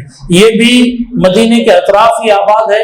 بنو قریظہ اور بنو قینقاع کے بیچ کا یہ علاقہ ہے۔ یہاں پر اللہ کے نبی صلی اللہ علیہ وسلم ایک مقتول کی دیت وصول کرنے کے لیے گئے تھے، لیکن دیت وصول کرنے کے بجائے انہوں نے اللہ کے نبی صلی اللہ علیہ وسلم جس دیوار سے ٹیک لگائے تھے، سازش کی کہ اوپر سے پتھر پھینکیں گے اور اللہ کے نبی صلی اللہ علیہ وسلم کا کام تمام ہو جائے گا۔ اللہ کے نبی صلی اللہ علیہ وسلم کو اس بات کی اطلاع ہو جاتی ہے، آپ فوری مدینے واپس جاتے ہیں۔ پھر اس کے بعد آ کر بنو نذیر کا آپ صلی اللہ علیہ وسلم گھیراؤ کر لیتے ہیں اور ان کو وہاں سے نکلنے پر مجبور کر دیتے ہیں۔ نکلتے وقت ان لوگوں نے اپنے ہی بنائے ہوئے گھروں کو اپنے ہاتھوں سے توڑ دیا کہ کہیں مسلمان اس سے فائدہ نہ اٹھائے، اور وہاں سے وہ نکل کر اپنے مال و اسباب کو لے کر چلے گئے۔ یہ غزوہ بنو نذیر اسی سال پیش آیا ہے سن 4 ہجری میں۔ اور پھر غزوہ ذات الرقاع بھی ہے جو وہیں پر پیش آیا۔ پھر اللہ کے نبی صلی اللہ علیہ وسلم کے گھر حضرت حسین رضی اللہ تعالیٰ کی ولادت ہوتی ہے۔ 1 ہجری میں حضرت حسن رضی اللہ تعالیٰ پیدا ہوتے ہیں اور اس سال حضرت حسین رضی اللہ تعالیٰ پیدا ہوتے ہیں۔ یہ وہ کچھ واقعات ہیں جو سن 4 ہجری میں پیش آئے ہیں۔ 5 ہجری کے اندر میں بات کو ختم کرنے جا رہا ہوں، وہیں پر اس سے آگے جانا مشکل ہے۔ یہ غزوہ احزاب، غزوہ بنو قریظہ اور اللہ کے نبی صلی اللہ علیہ وسلم کی حضرت زینب بنت جہش سے شادی، غزوہ بنو المصطلق، اور یہ تمام وہ واقعات ہیں جو اس سال پیش آئے ہیں۔ غزوہ احزاب کیا ہے؟ غزوہ احزاب مشرکین مکہ کا وہ آخری اقدام ہے جس کے بعد انہوں نے پھر کوئی مدینہ پر حملہ نہیں کیا۔ یہ بنو قریظہ کے کچھ بڑے بڑے لوگ، حیی بن اخطب اور کچھ نام ہے یہاں پر، سلام ہے اور حیی بن اخطب ہے اور اس طرح کی اور ایک شخصیت ہے، یہ سب مل کر یہ لوگ مکہ جاتے ہیں۔ مکہ جا کر وہاں کے لوگوں کو ابھارتے ہیں کہ کب تک تم لوگ خاموش بیٹھو گے، مدینے والے بڑھتے جا رہے ہیں، ان کی طاقت بڑھتی جا رہی ہے، روزانہ کوئی نہ کوئی اسلام قبول کر رہا ہے، کیوں نہ ہم سب مل کر اس کا کام تمام کر دیں، ہم مدینے میں سے تمہارا ساتھ دیں گے۔ ادھر عبداللہ بن ابی ہمارا ساتھ دے گا، وہ منافق 300 سے زیادہ اس کے پاس ماننے والے ہیں۔ یہ تمام وعدے کر کے وہ مکہ والوں کو تیار کیا۔ جب مکے والے تیار ہو گئے، یہ اطراف و اکناف مدینے کے جو قبائل ہے ان کے پاس یہ گیا، جا کر اس کو سمجھایا کہ دیکھو ہم تمام کو جو ہے محمد پر حملہ کرنا چاہیے۔ بنو غطفان ہے اور دیگر قبائل کے پاس تو ایک بڑا لشکر 10,000 سے زیادہ کا مدینہ کے اطراف پہنچتا ہے، اور اللہ کے نبی صلی اللہ علیہ وسلم ان ساری غزوات کی خبر رکھ رہے تھے۔ جیسے ہی آپ کو اطلاع ملی، آپ نے صحابہ کو بلایا، مشورہ کیا کہ ایک بڑی آبادی ہم پر حملہ کرنے کے لیے آ رہی ہے، ہمیں کیا کرنا چاہیے۔ حضرت سلمان فارسی اللہ تعالیٰ نے اس وقت بڑا قیمتی مشورہ دیا کہ دیکھیے اللہ کے نبی، اگر آپ میری رائے قبول کریں تو ہمارے پاس ایران میں اس طرح کچھ ہوتا ہے تو ہم اپنے شہر کے اطراف خندق کھود دیتے ہیں۔ وہ خندق کھودنے کی وجہ سے یہ لوگ ہمارے شہر میں داخل ہو نہیں پاتے۔ اللہ کے نبی صلی اللہ علیہ وسلم کو یہ مشورہ بہت پسند آیا۔ آپ نے تمام صحابہ کو حکم دیا، 40 آدمیوں کی ایک ٹیم بنائی گئی اور انہیں پوری کی پوری خندق کھودنے کا کام دیا گیا۔ 5544 میٹر لمبی یہ خندق، اور اسی طرح اس کی چوڑائی تقریباً 5 میٹر چوڑی، گہرائی 3.5 میٹر گہری، اتنی لمبی خندق صحابہ کرام رضوان اللہ علیہ مجمعین نے کچھ مہینوں کے 1.5 یا 2 مہینوں کی موقع ملا تھا آپ صلی اللہ علیہ وسلم کو یہ تمام تیاری کرنے کا۔ 2 مہینوں کے اندر آپ صلی اللہ علیہ وسلم نے یہ پوری خندق تیار کر لی، اور خندق کو تیار کرنے کے بعد اللہ کے نبی صلی اللہ علیہ وسلم نے جو ہے لوگوں کا مقابلہ کیا۔ جو خندق کھودی گئی اس کی مٹی کو مدینہ کے اطراف ڈھیر کی شکل میں رکھا گیا کہ کوئی اگر خندق پار کر کے بھی آئے تو اوپر مٹی کے ڈھیر سے نکلنا آسانی نہیں ہوتی، اور صحابہ مقرر تھے کہ جہاں سے بھی لوگ داخل ہونے کی کوشش کر رہے ہیں ان کو روکا جائے، ان پر حملہ کیا جائے۔ اس طرح صلی اللہ علیہ وسلم نے غزوہ خندق کا پورا مکمل علاج کیا۔ اب جب دیکھا کہ حالات بہت ہی بگڑتے جا رہے ہیں، 1 مہینے سے زیادہ خندق کا جو ہے معاملہ چلا ہے، تو آپ صلی اللہ علیہ وسلم نے اپنے ایک صحابی کو اس بات کی اجازت دی کہ تم چاہو تو یہ معاملہ حل کر سکتے ہو۔ وہ ابھی اسلام انہوں نے قبول کیا تھا، لیکن ان کے قبیلے والوں کو معلوم نہیں تھا کہ انہوں نے اسلام قبول کیا ہے۔ وہ حضرت نعیم بن مسعود ہے، انہوں نے کہا کہ اللہ کے نبی صلی اللہ علیہ وسلم یہ لوگ مجھے نہیں جانتے ہیں، میں نے اسلام قبول کر لیا ہے، آپ مجھے کوئی اجازت دے تو میں کچھ کام کرنا چاہتا ہوں۔ اللہ کے نبی صلی اللہ علیہ وسلم نے بتایا کہ حرب جنگ ایک چالاکی سے لڑی جاتی ہے، آپ کیا کر سکتے ہیں۔ تو اس نے یہودیوں کو جا کر پہلے تیقن دیا کہ یہ لوگ جو آئے ہیں قبیلے وہ تو بھاگ جائیں گے، تم کو مدینہ میں رہنا ہے، تم کیا کرو گے، بعد میں محمد کا مقابلہ کیسے کرو گے۔ ان کے دل میں بات سمجھ میں آ گئی۔ اس نے مشورہ دیا کہ تم یہ جو مکہ کے قبیلے والے ہیں ان کے سرداروں کو اپنے پاس گروی رکھنے کے لیے بولو، یہ نہیں بھاگیں گے تو پھر ہم جنگ کریں گے۔ اور پھر یہی کام اس نے وہاں پر جا کر کیا، حضرت نعیم بن مسعود نے کفار قریش کے پاس، کہ تم ان لوگوں پر بھروسہ کر رہے ہو، یہ لوگ کبھی بھی پلٹ سکتے ہیں، یہ منافقین ہیں، یہ یہود اب تک 2 قبیلے بھاگ چکے ہیں، تم ان سے مطالبہ کرو کہ تمہاری بڑی بڑی شخصیتوں کو ہمارے پاس گروی رکھو، تب ہم یہ جنگ کریں گے۔ اس طرح انہوں نے آپس میں پھوٹ ڈال کر وہ پوری 10,000 کی فوج کو ٹکڑیوں میں تقسیم کر دیا، اور نتیجتاً یہ ہوا کہ جب ان کے پاس خوراک ختم ہونے لگی تو واپس وہ اپنے اپنے علاقوں کو چلے گئے۔ یہ ہے وہ غزوہ خندق کے حادثات جو بڑے بڑے ہمارے سامنے آتے ہیں۔ یہ غزوہ خندق کے ساتھ ساتھ ایک بڑا غزوہ بنو المصطلق ہے۔ یہ غزوہ بنو المصطلق میں 2 بڑے فتنے پیدا ہوئے ہیں، آپ کے علم میں رہنا ضروری ہے۔ اس میں بڑا فتنہ ایک یہ ہوا کہ اللہ کے نبی صلی اللہ علیہ وسلم وہاں پر جب پہنچے تو وہاں پانی کا جو علاقہ تھا، جنگ ہوئی، کئی لوگ قتل ہوئے اور کئی مال غنیمت آیا۔ واپس آتے وقت ایک جگہ پر پانی کی جگہ رک گئے، وہاں ایک انصاری اور ایک مہاجر، 2 صحابہ میں بحث مباحثہ ہو گیا۔ تو انصاری صحابی نے اپنے انصار کو بلا لیا، مدینے والوں کو، مہاجر صحابی نے اپنے مہاجرین کو بلا لیا۔ اللہ کے نبی صلی اللہ علیہ وسلم کی جب اطلاع ملی تو بہت غصہ ہوئے، بولے کہ میں زندہ ہوں اور ابھی تم جاہلیت پہ آ گئے، یہ تعصب ہے کہ میں ان کو بلاؤں تم ان کو بلاؤ، یہ گروہ بندی نہیں ہے اسلام میں۔ آپ صلی اللہ علیہ وسلم کی یہ بات پہنچنے سے پہلے عبداللہ بن ابی نے اپنے لوگوں کو بلا لیا، کیونکہ وہ مدینے کا تھا، اور اس نے اعلان کر دیا کہ اب مدینے میں جا کر ہم دیکھیں گے کون عزت دار ہے، کیسے وہ اندر آ سکتے ہیں مدینے کے اندر، اب ہم جا کر ان کا مقابلہ کریں گے۔ لَيُخْرِجَنَّ الْأَعَزُّ مِنَّ الْأَذَلَّ، کہ ہم میں کا جو عزت دار ہوگا وہ ذلیل کو باہر نکالے گا۔ یہ فتنہ پیدا کرنا تھا۔ عبداللہ بن ابی منافقین کا سردار، لیکن انہی کے فرزند حضرت عبداللہ بن ابی یہ اسلام قبول کر چکے تھے۔ انہوں نے اللہ کے نبی صلی اللہ علیہ وسلم سے اجازت طلب کی، اور بعض صحابہ نے بھی اجازت طلب کی، اللہ کے نبی آپ اجازت دیجیے، ہم عبداللہ بن ابی کا سر قلم کر دیں گے، یہ فتنہ ہمیشہ کے لیے ختم ہو جائے گا۔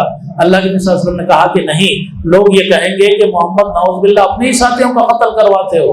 عبداللہ نے جو اپنے باپ کو قتل کرنے کی اجازت مانگی تو آپ کو بھی یہی کہا، لیکن حضرت عبداللہ جو مدینہ پہنچے، مدینے کے دروازے پر وہ ٹھہر گئے، داخلے پر کہا کہ ابا جان جب تک آپ محمد صلی اللہ علیہ وسلم کی اجازت لے کر نہیں آتے آپ کو مدینہ میں داخل نہیں دوں۔ بیٹا باپ کا راستہ روک رہا ہے، عزت دار کون ہے یہ اللہ تعالیٰ کا فیصلہ ہوگا۔ نبی صلی اللہ علیہ وسلم نے ان کو اجازت دے دی تو اندر داخل ہوئے۔ یہ ایک فتنہ تھا جاہلیت کا۔ دوسرا فتنہ، اللہ کے نبی صلی اللہ علیہ وسلم کی چہیتی بیوی حضرت عائشہ صدیقہ کم عمر خاتون، وہ بھی اس سفر میں شامل تھی۔ جب یہ واپس ہو رہے تھے، اللہ کے نبی صلی اللہ علیہ وسلم کی اس خاتون جنت کا کچھ ہار گم ہو گیا یا کوئی واقعہ ہے، اسے ڈھونڈنے کے لیے وہ جنگل کی طرف گئی۔ واپس آنے تک پورا قبیلہ کوچ کر گیا، اور لوگوں نے یہ سمجھا کہ شاید کجاوے میں ام المومنین حضرت عائشہ بیٹھی بھی ہے، وہ کجاوے کے لوگ اونٹ کو لے کر چلے گئے۔ اس میں ایک صحابی کو روک دیا گیا تھا۔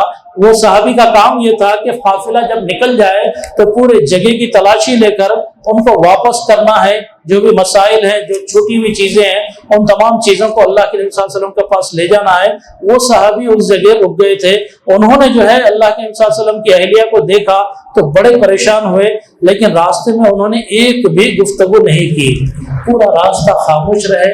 انا للہ پڑھا انہوں نے، حضرت عائشہ کو سواری پر پہنچایا اور مدینے کے اندر داخل ہو گئے۔ لیکن جب مدینے کی طرف یہ لوگ جا رہے تھے، تیز تیز چل کے اپنی فوج سے جب ملنے لگے تو فوج میں عبداللہ بن ابی جیسے منافقین نے فتنے کسنے شروع کر دیے کہ ہاں یہ نعوذ باللہ کچھ غلط تعلقات ہے، یہ ناجائز معاملات ہیں، پتہ نہیں انہوں نے پیچھے رہ کر یہ دونوں نے کیا کیا۔ ایسی باتیں جن کا ہم تصور نہیں کر سکتے، وہ باتیں وہاں چلتی رہی۔ 1 مہینے تک اللہ کے نبی صلی اللہ علیہ وسلم اس اذیت میں پریشان رہے۔ اہلیہ ان کے بارے میں کوئی اگر بات کی جائے تو مرد گھر کی عزت کے بارے میں بہت فکر مند ہوتا ہے۔ یہ تمام باتیں حضرت عائشہ کو پتہ ہی نہیں ہے، اور اس میں بڑے بڑے صحابہ اس میں شامل ہو گئے، مصطح ابن اساسہ، حسان ابن ثابت اور ان جیسے بڑے بڑے صحابہ کو شامل ہو گئے۔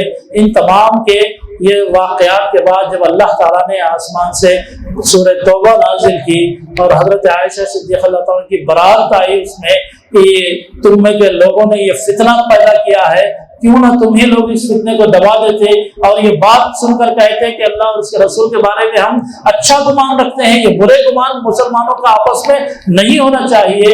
یہ آیت کے نزول کے بعد حضرت مصطح بن اثاثہ کو کوڑے لگائے گئے، حضرت حسان بن ثابت کو کوڑے لگائے، اور ایک صحابیہ تھی، ان کا نام ہے لکھا ہوا لیکن ابھی موقع نہیں ہے، تو ان تمام کو جو ہے سزا حد جاری کی گئی کہ انہوں نے تہمت لگائی تھی۔ تو اس طرح یہ صلح حدیبیہ سے پہلے کے واقعات ہیں، مختصر انداز میں نے آپ کے سامنے رکھے۔ اس کے بعد انشاءاللہ صلح حدیبیہ پیش آتی ہے، اور صلح حدیبیہ کے بعد سے فتح مکہ تک انشاءاللہ اگلی نشست میں آپ کے سامنے تمام تفصیلات رائع کی جائیں گی۔ اللہ تعالیٰ بس ہماری کوششوں کو قبول فرمائے، اور ہم تمام کو اللہ تعالیٰ اس کے نبی کی سیرت پر چلنے کی توفیق عطا فرمائے۔ وجزاکم اللہ خیر۔ السلام علیکم ورحمۃ اللہ۔